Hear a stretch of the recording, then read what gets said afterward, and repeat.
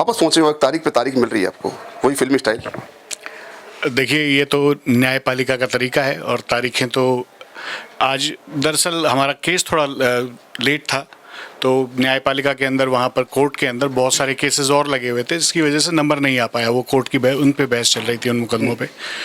मुझे पूरी उम्मीद है अगली बार जब नंबर आएगा तो जैसा आपने वकील साहब से सुना, हमने जो जवाब तैयार किया है, जो सरकार ने जवाब दिया था उसके तहत जो हमने जवाब तैयार किया है, वो जवाब बिल्कुल माकूल जवाब बना करके दिया है। बहुत सारी कमियां, बहुत सारी खामियां रखी गई हैं। जो ललित के पंवार कमेटी की रिपोर्ट है, उसको देख करके तो ऐसा लगता है जैसे हास्यास्पद एक रिपोर्ट बनाई गई है, जिसके अंदर बहुत सारी खामियां हैं। नीम का थाना से पाटन की दूरी को 79 किलोमीटर बताया गया है, जबकि वो दूरी मात्र 13 से 14 किलोमीटर है। आप देखिए, मैं तो ये समझता हूँ कि जो खामियां रखते हुए जो कमेटी ने रिपोर्ट बनाई है, वो तो ऐसा लगता है जैसे कोई भगदड़ में रिपोर्ट बनाई हो, कोई जानबूझ करके ऐसा बनाया गया हो कि नीम का थाना को जिला किस तरह से निरस्त कर दें, सरकार के पास किस तरह से बात चली जाए कि नीम का थाना को जिला नहीं रहने दिया जाए।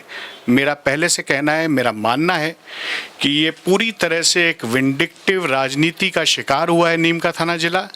और मेरी और यहाँ जो वकील साहब बैठे हैं, हमारी पूरी कोशिश है, हमें न्यायपालिका पे पूरा भरोसा है, हम इस जिले को बहाल वापस करवा लेंगे। देखो, ज़्यादा समय नहीं लूँगा आपको, लेकिन एक अंतिम सवाल, पुलिस की पोटेंशियल में भी सवाल उठ रहे हैं, व्यवस्थापूर्ण बताया जा रहा है। मापदंडों को लेकर बात करें, डीग जिला जो कोई मापदंड तय नहीं करता उसको बना रख दिया गया है और निबंधन खत्म कर दिया है, क्या कहेंगे आप?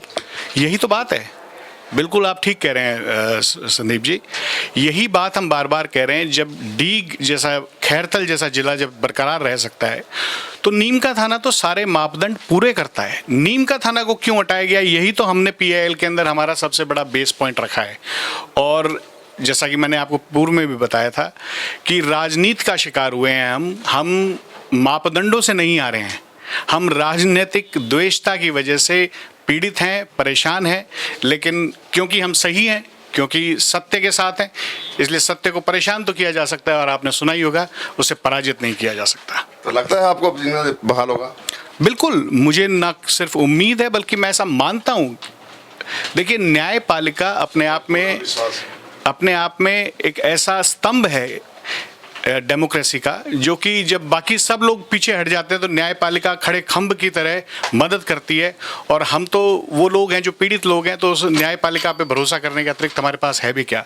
और मुझे न्यायपालिका पर पूरा भरोसा है कि नीम का थाना को जिला हम बना लाएंगे। आरोप जो आप बात करना चाह रहे हैं, जो कहना चाह रहे हैं कि बाजोर साहब ने जो कहा, देखिए, मैं तो बाजोर साहब से और मौजूदा विधायक से भी मैं तो ये कहना चाहूँगा कि ये एक नीम का थाना के लिए बहुत ही बड़ा दुर्भाग्य है कि दो लोग जो इस समय सत्ता के इतने नज़दीक हैं, एक जो हमारे मौजूदा वर्तमान विधायक हैं, दूसरा जो कि राज्य मंत्री का दर्जा लिए हुए हैं, सत्ता के इतने नज़दीक होने के बावजूद नीम का थाना को जिला हटा दिया गया।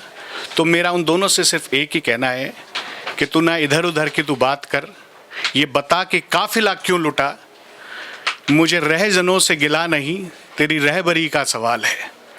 आप लोग क्या कर रहे थे और आप लोग क्या कर रहे हैं, ये सवाल है। देखिए, जिंदगी मौका देती है, जिंदगी मौका देती है अपनी गलतियों को सुधारने का। नीम का थाना की जनता ने मौका दिया था 30 तारीख को मैदान में आने का, सबके साथ कंधे से कंधा लड़ाने का, सबके साथ कंधे से कंधा मिला करके सामने चुनौती देने का सरकार को मौका दिया था, नीम का थाना की जनता ने दिया था। लेकिन कौन कौन लोग सड़क पर आए, कौन कौन लोग सड़क पर रह करके जनता के साथ लड़े, ये नीम का थाना की जनता ने अच्छी तरह से देखा।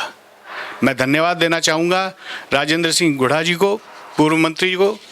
हालांकि हो सकता है वैचारिक मतभेद हो कोई, लेकिन वो जिस तरह से नीम का थाना की जनता के साथ में आए, खड़े हुए, मैं उनको धन्यवाद ज्ञापित करना चाहता हूँ। धन्यवाद ज्ञापित करना चाहता हूँ मैं उन सैकड़ों हजारों युवाओं का, जिन्होंने घरों से निकल करके आशा का एक दीपक जलाया नीम का थाना की जनता के अंदर। धन्यवाद देना चाहूँगा मैं उन सभी नेताओं का जो वहाँ सामने प्रमुख रूप से आकर के सामने खड़े हुए। लेकिन मैं पूछना चाहूँगा उन लोगों से जो वहाँ प्रतिनिधित्व के रूप में लोगों को भेज करके उनकी आड़ में छुपे बैठे थे, मैं उनसे सवाल भी करना चाहूँगा कि आपकी ऐसी क्या मजबूरी थी कि आप नीम का थाना की जनता के साथ में रोड पर आकर के लड़ना नहीं चाह रहे थे। ये मजबूरी आपको बतानी पड़ेगी, क्योंकि जब आप जनता के सामने जाते हैं और वोटों की भीख मांगते हैं तो उस जनता को आप आशान्वित करते हैं कि हम हर दुख में आपके साथ खड़े रहेंगे। ये दुख की घड़ी नीम का थाना की जनता के लिए इससे बड़ी हो नहीं सकती, और आप उस समय छुप रहे थे, ये नीम का थाना की जनता ने देखा है। तो लेकिन उसके बावजूद भी जिस तरह से युवाओं ने सामने आकर के आह्वान किया, सामने आए, लड़े, और मैं तो अभी सुन रहा हूँ, बड़ा गुस्सा भी आ रहा है कि क्रमिक जो एक हड़ताल चल रही थी, मेरा सवाल ये होने वाला था अगला, जो एक क्रमिक हड़ताल चल रही थी उसे हटा लिया गया। क्यों हटा लिया गया? क्या वजह रही? क्या मजबूरी रही? नीम का थाना जिला तो बहाल अभी हुआ नहीं, फिर आपने क्यों उस क्रमिक हड़ताल को तोड़ दिया? सवाल आपसे यही भी पुटअप करता हूं कि बिल्कुल आप भी कांग्रेस पार्टी से आते हैं, विधायक भी कांग्रेस के हैं, विधायक जो कांग्रेस पार्टी है उन्होंने कर्मकांड शुरू किया था, चक्का जाम भी किया था 30 तारीख को, अब अचानक हटा लिया गया बिना किसी तथ्यों के। संदीप जी, यहां तो पार्टी कोई सवाल ही नहीं है। भाजपा, बसपा, कांग्रेस, सपा, चाहे जो दल, हमारे नीम का थाना का युवा एक एक दरवाजे पर गया था। हम यहाँ कोई दल की दलगत राजनीति नहीं कर रहे थे। ये नीम का थाना के हर युवा की, हर बुजुर्ग की आस उम्मीद है नीम का थाना जिला बनना। ये नीम का थाना के भविष्य की बात है, नीम का थाना को जिला बने रहना। उस भविष्य को, उस सपने को तोड़ने की कोशिश भाजपा के राज ने की। सवाल तो इस बात का है कि वहाँ पर कोई अगर नहीं आ रहा था तो वो क्यों नहीं आ रहा था 30 तारीख को? क्रमिक हड़ताल तोड़ी गई तो क्यों तोड़ी गई? ये सवाल जनता पूछेगी। यहाँ सवाल पार्टियों का नहीं है। मैं कांग्रेस पार्टी का होकर के यहाँ पर पैरवी नहीं कर रहा हूँ, ना कांग्रेस पार्टी का। देखिए, मैं कांग्रेस पार्टी को बिलोंग ज़रूर करता हूँ, लेकिन मैं यहाँ नीम का थाना के भविष्य के लिए लड़ रहा हूँ। मैं यहाँ अपनी इंडिविजुअल कैपेसिटी के अंदर लड़ रहा हूँ। यहाँ पर दायर जो किया गया है मुकदमा, हम लोग ये चाह रहे हैं कि किसी भी तरह से, चाहे भाजपा का हो, चाहे सपा का हो, चाहे कांग्रेस का हो, सब लोग मिल कर के लड़ें, क्योंकि यहाँ सवाल किसी पार्टी विशेष का नहीं है। ये सवाल नीम का थाना की जनता, नीम का थाना के भविष्य का है। देखिए, यहाँ पे बहुत बड़ी बात कही है, जो प्रवीण खनेवाला मेरे साथ मौजूद हैं, उन्होंने साफ कर दिया है कि जो चक्का जाम किया था उसको एक नसीहत दी थी, चेतावनी दी थी, मौका दिया था जनता ने वापस बीजेपी को अपनी गलती सुधारने का। उसके बाद में जो लगातार कर्मकांड चल रहा था उसको, हड़ताल को ख़त्म कर दिया गया बिना किसी तथ्य के। ऐसे में कहने के संदेह है जो है वो कहने के गिराता है।